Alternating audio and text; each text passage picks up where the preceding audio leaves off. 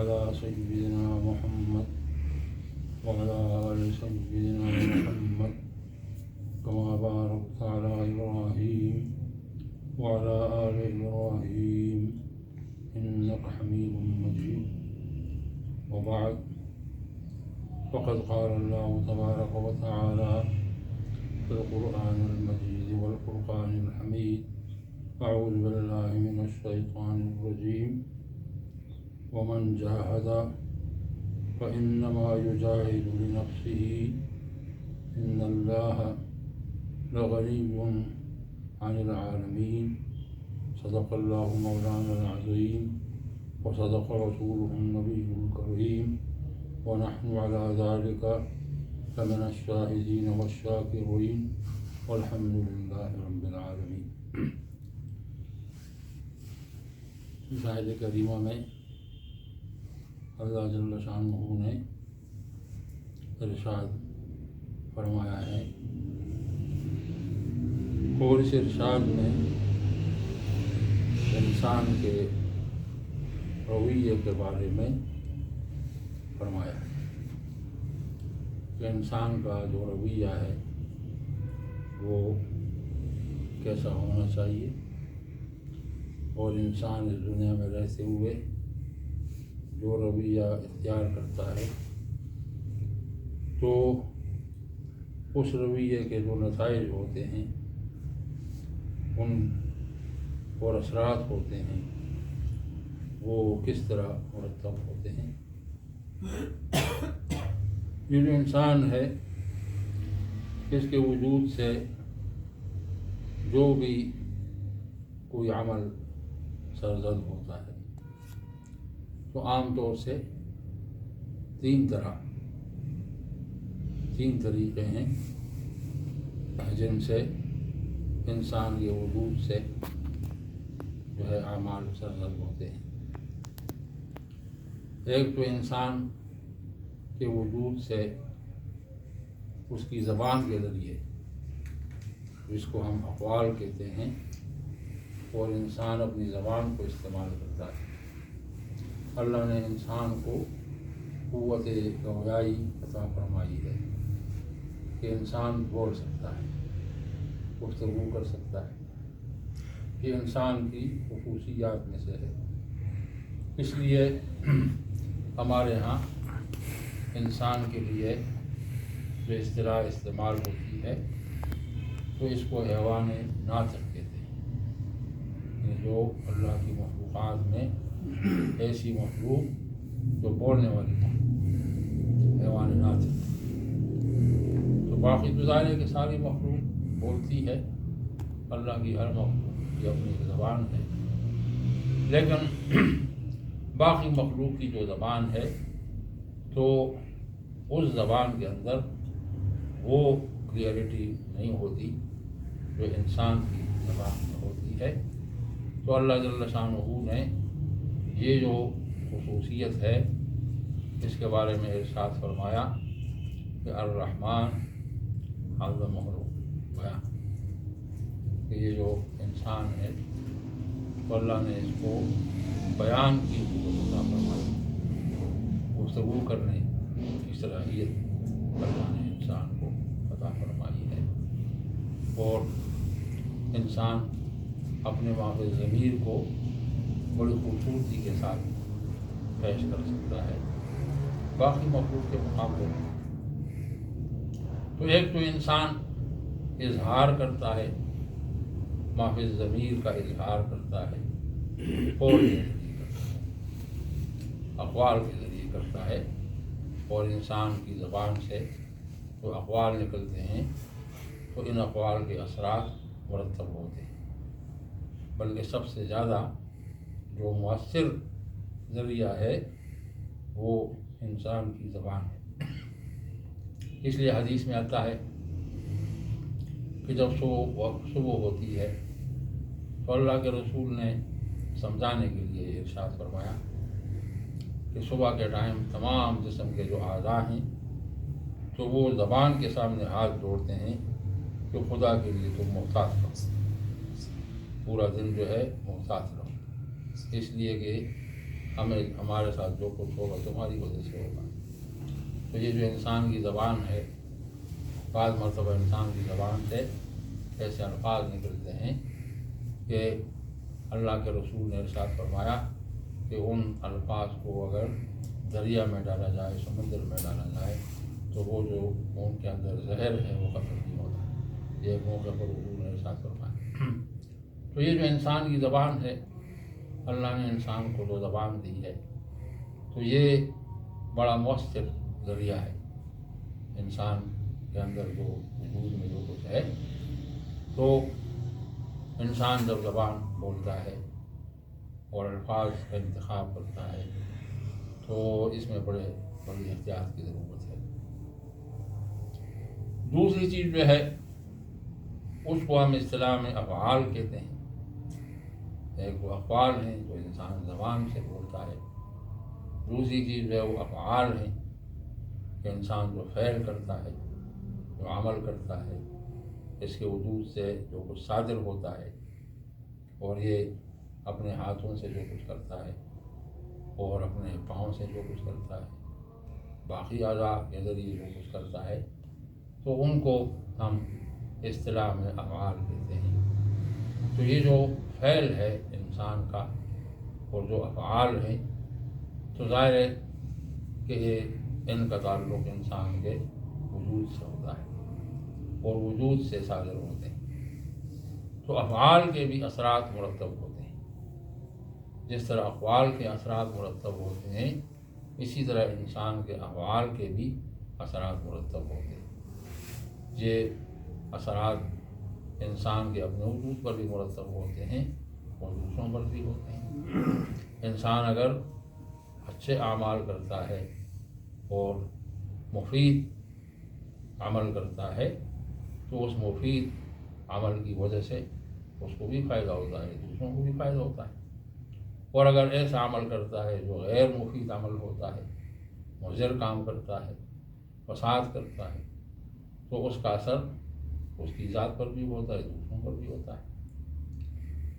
اور تیسرا جو ذریعہ ہے وہ انسان کے خیالات ہیں، افکار ہیں اور خیالات ہیں۔ یہ جو انسان کے خیالات ہیں اور انسان کی سوچ ہے، ظاہر ہے کہ انسان جو کچھ کرتا ہے، ارادہ جو کرتا ہے، جس کو اللہ کے رسول نے ارشاد فرمایا کہ انما الاعمال بالنیات، کہ اعمال جو ہیں یہ اصل میں آغاز ان کا ہوتا ہے نیت سے۔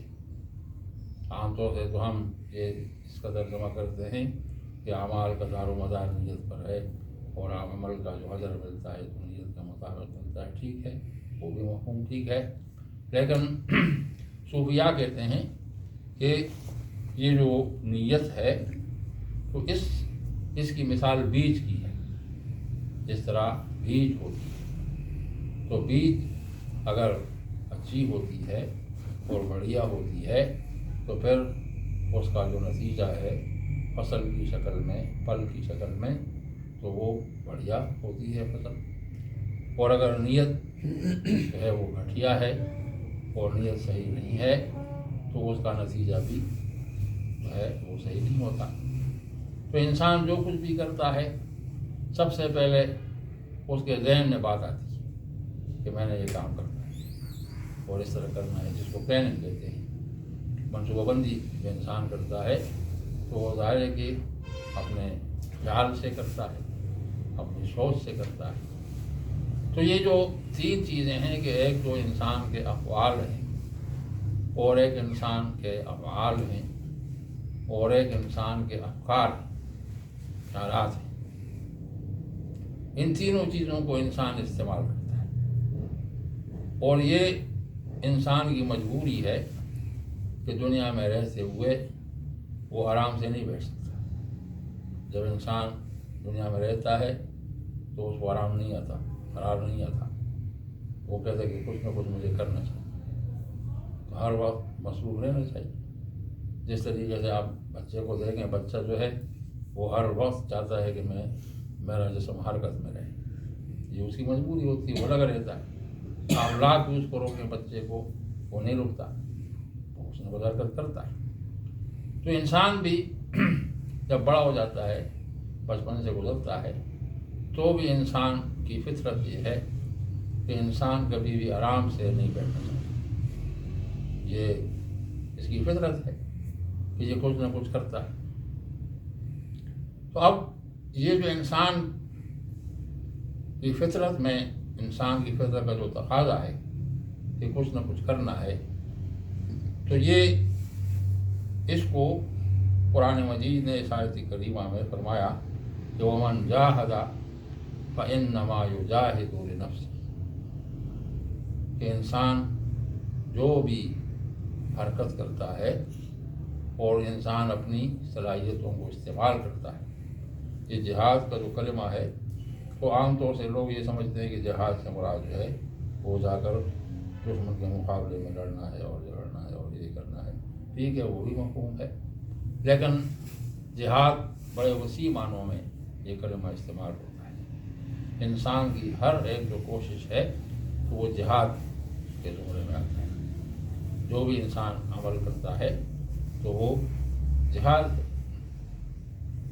تو اللہ جل شانہ نے ارشاد فرمایا کہ وَمَنْ جَاهَدَ فَإِنَّمَا يُجَاهِدُ لِنَفْسِهِ، جو شخص جو ہے وہ اپنی ان صلاحیتوں کو استعمال کرتا ہے اور صحیح استعمال کرتا ہے، وہ موزوں طریقے سے استعمال کرتا ہے اور ان صلاحیتوں کو مثبت طریقے سے استعمال کرتا ہے، تو فرمایا کہ انما یجاہد لنفسہ، یہ وہ اپنی ذات کے فائدے کے لیے کرتا ہے۔ انسان جب اپنی زبان کو صحیح استعمال کرتا ہے اور زبان سے مستفید ہوتا ہے، اس طرح انسان اپنے وجود کے باقی اعضاء کا استعمال کرتا ہے اور صحیح استعمال کرتا ہے، انسان اچھی سوچ رکھتا ہے، مثبت سوچ رکھتا ہے، اپنے ذہن کو صاف ستھرا رکھتا ہے، تو علماء یہاں اس میں یہ فرق ہے کہ علماء شریعت کے ہاں تو یہ اصول ہے کہ اگر ایک انسان جو ہے وہ اس کے ذہن میں ٹریننگ آتی ہے لیکن وہ اس کی جو ہے اپلیکیشن نہیں کرتا اور عمل میں اس کو نہیں لے کر آتے، امپلیمنٹیشن نہیں ہوتی، تو علماء شریعت کہتے ہیں کہ اس کا مواخذہ نہیں ہے۔ شریعت میں یہی ہے، شریعت میں مواخذہ تب ہے کہ جب ایک انسان پلاننگ کرتا ہے اور پھر اس کو امپلیمنٹ کرتا ہے، اس پر عمل کرتا ہے، تو پھر جا کر اس کا مواخذہ ہے اللہ۔ لیکن اگر وہ امپلیمنٹیشن کی طرف نہیں آتا تو پھر ہماری شریعت میں اس کا مواخذہ نہیں ہے۔ لیکن صوفیاء کرام کہتے ہیں کہ ایسا نہیں ہے۔ صوفیاء کرام کہتے ہیں کہ وہ جو انسان پلاننگ کرتا ہے اس کا بھی مواخذہ ہے، اور ایسا نہیں ہے کہ ایک آدمی نے اس کے ذہن میں جو ہے گندگی آئی ہے اور اس کے ذہن میں جو ہے وہ فساد آیا ہے اور اس کا ارادہ غلط ہوا ہے، تو صوفیاء کہتے ہیں کہ اس کا بھی اثر ہوتا ہے، وہ بغیر اثر کے نہیں ہوتا، اس کے اثرات ہوتے ہیں۔ ایک مرتبہ جب جیسے تالاب میں اگر کوئی معمولی بھی گندگی آتی ہے تو تالاب متاثر ہوتا ہے۔ تو یہ جو اللہ جل شانہ نے فرمایا کہ وَمَنْ جَاهَدَ فَإِنَّمَا يُجَاهِدُ لِنَفْسِهِ، اس دنیا میں رہتے ہوئے انسان جب اچھا رویہ اختیار کرتا ہے، مثبت رویہ اختیار کرتا ہے، اپنے وجود کو مثبت طریقے سے استعمال کرتا ہے، اپنے ظاہری وجود کو اور باطنی وجود کو وہ صحیح طریقے سے استعمال کرتا ہے، تو فرمائے کہ فَإِنَّمَا يُجَاهِدُ لِنَفْسِهِ، سارے کا سارا فائدہ اس کا اپنا ہے۔ اس کی مثال ایسی ہے کہ جس طرح ایک بیٹا ہے، اب وہ اگر محنت کرتا ہے اور وہ ایسی ایکٹیویٹیز کرتا ہے جو مثبت ہیں اور ان کی وجہ سے اس کو فائدہ ہوتا ہے، تو باپ کہتے ہیں بھائی یہ اپنے لیے کرتا ہے، اس لیے کہ باپ کو تو اس کی ضرورت نہیں ہے، بیٹا جو ہے وہ اپنے لیے کرتا ہے۔ باپ اگر بیٹے سے مستغنی ہے تو ایسا باپ جو ہے وہ اس کا بیٹا اگر ایسے کام کرتا ہے جس سے وہ ارن کرتا ہے، وہ ارننگ فیکٹر ہے اور وہ جو ہے کماتا ہے، تو باپ کہتے ہیں مجھے تو کوئی وہ نہیں ہے، آپ کی کمائی کی ضرورت نہیں ہے، کچھ بھی نہیں، جو باپ کرتے ہیں اپنے لیے کرتے ہیں۔ تو اللہ چونکہ فرمایا کہ ان اللہ لغنی عن العالمین، اللہ تو غنی ہے، اللہ کو تو اپنی مخلوق کی ضرورت نہیں ہے۔ یہ جو مخلوق ہے، یہ جو بھی اعمال کرتی ہے، اور مخلوق جو ہے جو کچھ بھی ان سے صادر ہوتا ہے، تو ظاہر ہے کہ اللہ جل شانہ کو کوئی پرواہ نہیں۔ یہ جو کچھ ہے اللہ نے انسانوں کو اپنی طرف سے مواقع بھی دیے ہیں، اللہ نے اپنی طرف سے صلاحیتیں بھی عطا فرمائی ہیں، اللہ نے اپنی طرف سے خیر و شر کا علم بھی عطا فرمایا ہے۔ ہر شخص کو پتہ ہے فطری طور پر کہ کون سا کام برا ہے اور کون سا کام اچھا ہے۔ یہ ایک ایسی صلاحیت ہے کہ اللہ نے تقریباً ہر ایک انسان کو یہ صلاحیت دی ہے کہ انسان سمجھتا ہے، ہر ایک انسان سمجھتا ہے، اس کے لیے کوئی پڑھنے کی ضرورت نہیں ہے۔ ہر شخص سمجھتا ہے کہ جھوٹ بولنا غلط ہے اور سچ بولنا اچھی بات ہے۔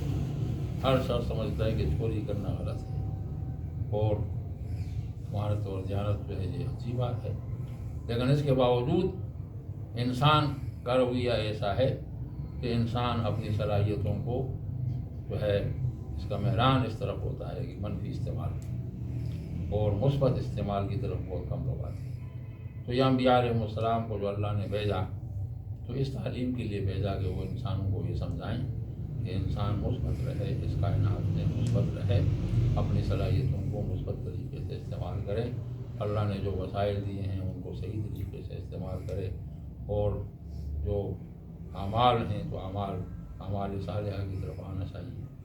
تو یہ جو انسان کا وجود ہے یہ مفید ہو جاتا ہے اعمال صالحہ سے۔ جب انسان اعمال صالحہ کرتا ہے تو اعمال صالحہ کی وجہ سے ارتقاء ہوتا ہے، اور ارتقاء کی شکل یہ ہے کہ انسان اللہ کے قریب ہوتا ہے، اللہ کا قرب اس کو حاصل ہوتا ہے۔ تو اللہ کا قرب جتنا زیادہ حاصل ہو اتنا ہی انسان کے لیے فائدہ ہے اور انسان کی کامیابی ہے۔ تو یہ جو اعمال صالحہ ہیں تو ان میں سے ایک بہت بڑا عمل ذکر ہے، اللہ کا ذکر ہے، ذکر اللہ ہے، اور اللہ نے فرمایا کہ وَلَا ذِكْرُ اللَّهِ أَكْبَرُ، یہ اللہ کا جو یاد کرنا ہے، ذکر کرنا ہے، یہ بہت بڑا عمل ہے، بڑا قیمتی عمل ہے۔ تو ہم لوگ جو ہے یہاں اللہ ہمیں توفیق دیتا ہے تو ہم کچھ دیر کے لیے بیٹھ کر اللہ کا ذکر کرتے ہیں۔ یہ تو ہم اجتماعی طور پر ذکر کرتے ہیں، باقی یہ ہے کہ انفرادی طور پر اللہ کا ذکر کرنا چاہیے اور اس کے لیے باقاعدہ ٹائم نکالنا چاہیے اور اللہ کے ساتھ رہنا چاہیے، اللہ کی منزل میں رہنا چاہیے۔ تو یہ ذکر ہم اس وقت کرتے ہیں تو اس میں ہم درود کا ہدیہ بیچتے ہیں اور پھر سورہ اخلاص پڑھتے ہیں، استغفار پڑھتے ہیں، پھر تسبیحات پڑھتے ہیں، پھر تحلیل جو ہے وہ کرتے ہیں، پھر دعا کرتے ہیں۔